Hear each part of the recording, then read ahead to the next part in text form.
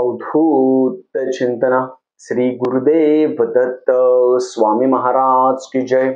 छत्रपती शिवाजी महाराज की जय. श्री स्वामी समर्थ. आज मी आपल्याला गुरुचरित्राची मांडणी कशी करायची, खूप लोकांच्या मनामध्ये प्रश्न आहे, मांडणी कशी करायची, महिलांनी गुरुचरित्र कोणतं वाचावं हे पण मी आपल्याला व्हिडिओ मध्ये दाखवणार आहे की दिंडोरीमध्ये गुरुचरित्र कसं आहे आणि गुरुचरित्रामध्ये त्याची वाचण्याची पद्धत काय आहे, सगळ्यात अगोदर काय वाचायचं, नंतर काय वाचायचं, याच्याबद्दल मी सगळी माहिती सांगणार आहे.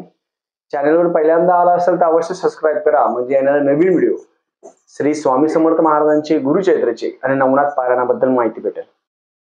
गुरुचरित्राची जी मांडणी आहे ती साधी आणि सोपी करायची, जास्त काही आवश्यकता नाही. साधा पाठ असेल तर पाठ मांडा, चौरंग असेल चौरंग मांडा. सगळ्यात पहिले खूप फोटो कोणता पाहिजे असं खूप जणांचं म्हणणं आहे. तुमच्याकडे जो फोटो असेल तो ठेवा, विकत घ्यायची गरज नाहीये. म्हणजे दत्त महाराजांचाच फोटो पाहिजे असं नाहीये. श्री स्वामी समर्थ महाराजांचा फोटो असेल तो ठेवा, काही प्रॉब्लेम नाही. स्क्रीनवर दाखवेल त्याप्रमाणे आपण मांडणी करायची, साधी सोपी. कलश मांडायचा. कलशमध्ये कलशाला पहिले स्वस्तिक काढायचं, कलशामध्ये पाणी टाकायचं, त्याला गंधाक्षत फुल टाकायचं, 1 रुपयाचं कॉईन टाकायचं, एक नारळ ठेवायचं कलशाच्या बाजूला. तिथं कलशावर नारळ ठेवायचं, बाजूला ठेवून द्यायचं. नारळ पण गंधाक्षता फुल व्हायचं, चौरंग म्हणजे चौकोन काढायचं, स्वस्तिक काढा. हे केल्यानंतर एक तुपाचा दिवा, एक तेलाचा दिवा कंटिन्यू पाहिजे, 2 दिवे, धूप दीप असेल ते, आणि फोटो. आता खूप जण महाराजांची मूर्ती ठेवायची असेल तर महाराजांची मूर्ती ठेवू शकता, दत्त महाराजांची मूर्ती ठेवायची असेल दत्त महाराजांची मूर्ती ठेवू शकता. मूर्ती ठेवायची असेल तर कलश घ्या, एक पर्याय कलश, नारळ आणि कलश हा एक पर्याय आहे. दुसरा पर्याय कलश घ्यायचा, त्याच्यावरती एक डिश ठेवा, तांदूळ ठेवा, दत्त महाराजांची मूर्ती ठेवा, नाही तर महाराजांची मूर्ती ठेवा जर तुमच्याकडे असेल तर, नाही तर आवश्यकता नाही. 2 पर्याय आहे, यापैकी तुम्ही कोणताही एक पर्याय करू शकता, काही प्रॉब्लेम नाही. महिलांनी कोणती पोथी वाचायची? महिलांनी हे झाल्यानंतर आपण जेव्हा पोथी वाचणार आहे, त्याच्या पोथी वाचताना महाराजांच्या बाजूला एक आसन ठेवायचं, दत्त महाराजांना बसण्यासाठी आसन ठेवायचं. ते आसन का बरं ठेवायचं? जेव्हा आपण पोथी वाचणार आहोत तेव्हा दत्त महाराज येत असतात, ते आसन त्यासाठी ठेवायचं. आपलं वाचन झालं, ते आसन काढून टाकायचं, आपलं पण आसन ठेवायचं. आपलं स्वतःचं आसन पाहिजे आपल्याला, आपली जपमाळ पाहिजे. गुरुचरित्राचं वाचन कधी करायचं? गुरुचरित्राचं वाचन आहे ते सकाळीच करायचं आहे. सकाळी 4:30 वाजता, 5 वाजता, 6 वाजता, दुपारी 12 वाजेच्या आत तुम्ही वाचन करावं, नंतर वाचन करू नये. जेवण करून वाचन करू नये. खूप जण प्रश्न विचारतात म्हणून मी सांगतोय, दुपारी 4 वाजता 5 वाजता गुरुचरित्र वाचू नये, संध्याकाळी गुरुचरित्र वाचू नये, जेवण करून कोणतीही पोथी वाचू नये. मल्हारी सप्तशती पण जेवण करून वाचू नये, दुर्गा सप्तशती पण जेवण करून वाचू नये. गुरुचरित्राचा विषय लांब राहिला. जेवण करून खाऊन पिऊन वाचायचं नाही. ज्यांना बीपी शुगर सगळ्या गोष्टी आहे त्यांना चालेल, सकाळीच वाचून घ्यायचं. वाचन करताना सुरुवात कशी करायची हे खूप लोकांच्या मनात प्रश्न आहे. पोथी मी तुम्हाला दाखवतो स्क्रीनवर. ती पोथी आहे, ती महिलांनी पोथी वाचू शकता, पुरुष पण पोथी वाचू शकता. याच्यापेक्षा मोठी एक पोथी आहे ती पुरुष वाचू शकता फक्त, बाकी महिला आणि पुरुष हे दोघं पण ही जी पोथी आहे ती दिंडोरीपर्यंत पोथी वाचू शकता. गुरुचरित्र वाचन करायच्या अगोदर आदल्या दिवशी गाई असेल, श्वान असेल म्हणजे कुत्रे असेल त्यांना पोळी असेल चपाती द्यायची, हे करायचं. दुसरी गोष्ट, गुरुचरित्र वाचायच्या अगोदर सगळ्यात पहिले आपला गुरुमंत्र, तुम्ही ज्यांना देहधारी व्यक्ती ज्यांना गुरु केला असेल त्यांचा गुरुमंत्र, त्यांना नमस्कार करायचा, आपल्या आई वडिलांना नमस्कार करायचा. देवाजवळ एक विड्याचे पान घ्यायचं, 2 विड्याचे पानं घ्यायचे, त्याच्यावर सुपारी ठेवायची. ते विड्याचे पान देव घराजवळ ठेवा. एक विड्याचं पान आपण जी पोथी वाचणार आहे तिथं ठेवायचं. हातामध्ये गंधाक्षता फुल घ्यायचं, संकल्प करायचा. संकल्प केल्याशिवाय गुरुचरित्र पारायण सुरू करू नये. हातामध्ये गंधाक्षता फुल घ्यायचं, तुमचं नाव घ्यायचं, नाव, गोत्र माहित नसेल तर काश्यप गोत्र. समजा माझं नाव श्रीकेतन कुलकर्णी, गोत्र अत्री गोत्र, तिथी वार नक्षत्र घ्यायचं, ज्या दिवशी तिथी कोणती आहे, वार कोणता आहे, नक्षत्र कोणतं असं म्हणायचं. आपण मम म्हणायचं. नंतर आपण दत्त जयंती निमित्त गुरुचैत्र पारायण, 7 दिवसीय गुरुचैत्र पारायण घरी करा, केंद्रामध्ये करा, मठामध्ये करा असं म्हणायचं. जिथं करत असेल तुम्ही ते स्थळाचं नाव घ्यायचं आणि गुरुचैत्र पारायण आम्ही करत आहोत, आमच्याकडून दत्त महाराजांनी करून घ्यावं अशी विनंती करायची. हातातलं पाणी खाली सोडून द्यायचं. तुमची जी मनोकामना असेल ती मनोकामना म्हणायची. महाराजांना नमस्कार करायचा. तुमची मनोकामना असेल ही इष्टक मनोकामना हे पूर्ण हो गुरुचैत्र पारायण करून असं म्हणायचं.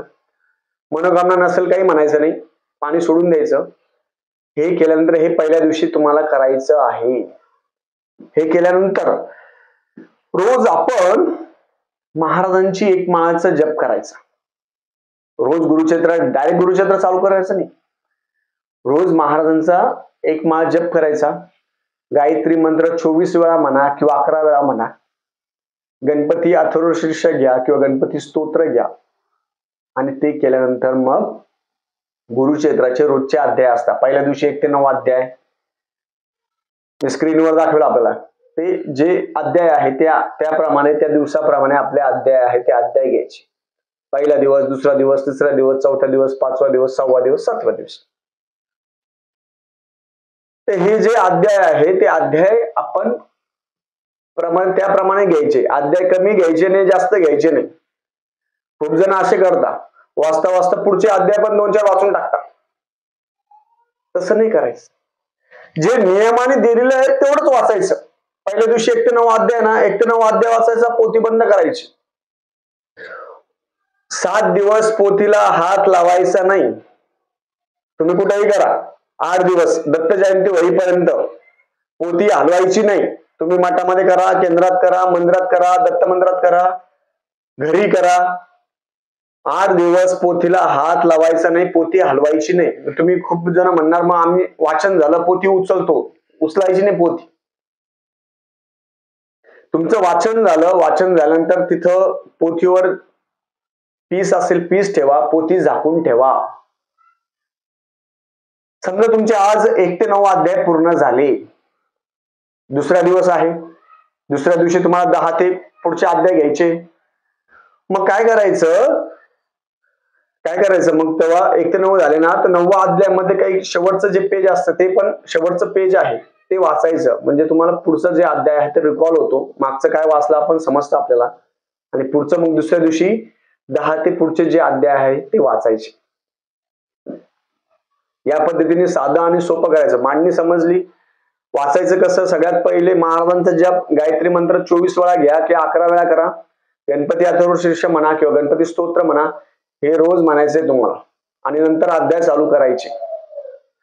गुरुचैत्र वाचन करत असताना मोठ्याने गुरुचैत्र वाचायचं. मनातल्या मनात गुरुचैत्र वाचायचं नाही, मोठ्याने वाचायचं. आपल्या कानाला ऐकू आलं पाहिजे. मनातल्या मनात नुसते बोट फिरवले, डोळ्याने गुरुचैत्र वाचलं असं करू नका. मोठ्याने गुरुचैत्र वाचायचं. गुरुचैत्र वाचन करत असताना तुम्हाला जांभळी आली, आळस आला, झोप आली, गोमित्र शिंपडायचं जास्त. प्रत्येक अध्याय झाल्यानंतर असं म्हणायचं की दत्त महाराज माझ्या बरोबर या, कार्यसिद्धीस करा किंवा माझं जे गुरुचैत्र पारायण आहे ते पूर्णतः होऊ द्या. जय जयकार घ्यायचा दत्त महाराजांचा प्रत्येक अध्याय झाल्यानंतर. अवधूत चिंतन श्री गुरुदेव दत्त. कशी एनर्जी वाटते पहा. अवधूत चिंतन श्री गुरुदेव दत्त. प्रत्येक अध्याय झाल्यानंतर जय जयकार घ्यावा आणि जय जयकार झाल्यानंतर शांततेत गुरुचैत्र वाचा. कुठं आपल्याला पळून जायचं नाही, कुठं कोण मागं लागलेलं नाही, आपल्याला संपवायचं नाही. आपल्याला किती वेळात गुरुचैत्र पारायण वाचन होतं याला महत्व नाहीये, तुम्ही त्यातलं किती आत्मसात करता त्याला महत्व आहे. जे पहिल्यांदा करत असेल ते आणि जे आयुष्यभरापासून करत असेल ते पण सगळे सारखेच आहे महाराजांसमोर. म्हणून वाचन करताना मनापासून वाचा. प्रत्येक शब्द, इच वर्ड म्हणजे प्रत्येक शब्द न शब्द हा मंत्र सिद्धी येतो गुरुचैत्रामधलं.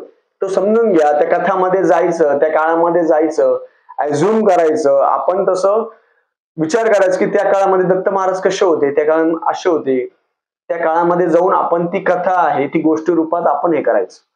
गुरुचरित्र जेव्हा आपण वाचतो तेव्हा मराठीमध्ये वाचायची गरज नाही. खूप जण काय करता, ते मराठी पण वाचता, ते संस्कृत पण वाचता, मग त्यांना खूप वेळ लागतो. तसं नाही. गुरुचरित्र वाचताना तुम्ही मराठी भावार्थ आहे तो नंतर जरी वाचला चालतो, किंवा तुमची एकदा पोथी 1 ते 9 अध्याय वाचन झाल्यानंतर भावार्थ वाचा. वाचावं असं काही नाहीये, नाही वाचलं तरी चालतं, पण वाचलं तरी चांगलं असतं. 1 ते 9 आपले प्राकृत जे आहेत ते 1 ते 9 पूर्ण वाचून घ्यायचे, नंतर मराठी भावार्थ वाचा. खूप जण काय करतात, नुसतं भावार्थ वाचला म्हणजे गुरुचरित्र वाचला असं नाही. ते भावार्थ म्हणजे आपल्याला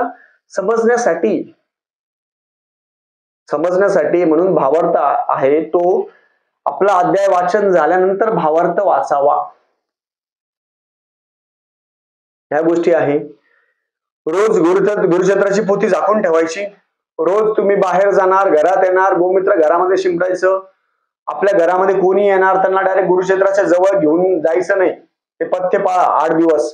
घरामध्ये प्रत्येकाच्या अंगावर गोमित्र शिंपडा. ह्या 8 दिवसामध्ये प्रत्येकाच्या अंगावर गोमित्र शिंपडायचं, कोणी असो.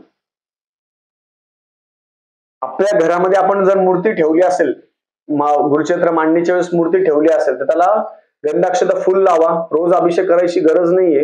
गंधाक्षत फुल लावायचं फक्त.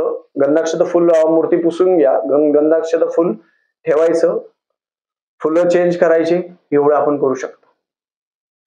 फोटोची पूजा रोज करायची. रोज फोटो हलवायचा नाही, तिथल्या तिथं फोटो पुसून घ्यायचा, त्याला गंधाक्षत फुल व्हायचं, फोटोची पूजा करायची, फोटो आणि मूर्तीची पूजा करायची, बस. गुरुचरित्र वाचन झाल्यानंतर तुम्ही देवपूजा करू शकता, काही प्रॉब्लेम नाही. किंवा गुरुचरित्र वाचनाच्या अगोदर देवपूजा करू शकता, काही प्रॉब्लेम नाही. पण शक्यतो करून काय करायचं, पहिले गुरुचरित्र वाचून घ्यायचं, नंतर देवपूजा करायची. म्हणजे काय, वाचन तुमचं होणं महत्वाचं आहे, तुमचं मन लागणं महत्वाचं आहे. आणि शक्यतो करून सकाळच्या वेळेस गुरुचरित्र वाचायचं, 4 वाजता 5 वाजता. दिवसभर तुम्ही मोकळे असता. संध्याकाळच्या वेळेस काय करायचं, संध्याकाळच्या वेळेस विष्णू सहस्त्रनाम वाचायचं, रामरक्षा स्तोत्र वाचायचं, घोंगडीवर झोपायचं. गुरुचरित्र वाचन काळामध्ये ब्रह्मचार्याचं पालन करायचं, गादीवर झोपायचं नाही. ब्रह्मचारी म्हणजे काय, खूप जणांना माहित नाही. खूप जणांनी विचारलं, दादा ब्रह्मचार्य म्हणजे काय? सेक्शुअल करायचं नाही, शारीरिक संबंध ठेवायचे नाही. गुरुचरित्र पालन काळामध्ये सरळ सांगतो मी तुम्हाला, वाईट बघायचं नाही, वाईट ऐकायचं नाही, वाईट बोलायचं नाही. परत ह्या काळामध्ये, गुरुचरित्र काळामध्ये कोणाबद्दल वाईट चिंतायचं नाही. कोणी वाईट बोलो, कोणी तुम्हाला शिव्या घालो, कोणी काही करो, शांत राहायचं, आपण आपलं मन स्थिर ठेवायचं. गुरुचरित्र काळ हा अत्यंत आनंदाचा काळ असतो. तुम्ही दत्त महाराजांशी डायरेक्ट भेटता, त्यांच्या लीला, त्यांचे अनुभव तुमच्या कानी पडतात, तुम्ही स्वतः वाचता. हे असं खूप छान. गुरुचरित्र पारायण तुम्ही करा, इतरांना सगळ्यांना सांगा की गुरुचरित्र पारायण करा. नियमाचा भाऊ करायचं नाही. असे साधे आणि सोप्या पद्धतीने तुम्ही जर गुरुचरित्र पारायण जर केलं, तर दत्त महाराजांचा पूर्ण आशीर्वाद तुम्हाला लाभेल. खाण्यापिण्याच्या नियमामध्ये कांदा लसूण खायचं नाही, वांग खायचं नाही, पालेभाज्या सगळ्या खाऊ शकता, भात कमी खा, बस. रात्री घोंगडीवर झोपा, गादीवर झोपू नका, कोणाच्या घरी चहा घेऊ नका, पाणी घेऊ नका, काही करायचं नाही. या पद्धतीने तुम्ही जर सेवा केली तर सगळ्या गोष्टीचा जो आशीर्वाद आहे तो दत्त महाराजांचा आशीर्वाद तुम्हाला लाभेल. संकल्प केल्याशिवाय गुरुचरित्र पारायण करू नका. या पद्धतीने साधा सोपा संकल्प आहे तो प्रत्येकाने करावा. झालेली सेवा मी महाराजांच्या रुजू करतो. श्री स्वामी समर्थ.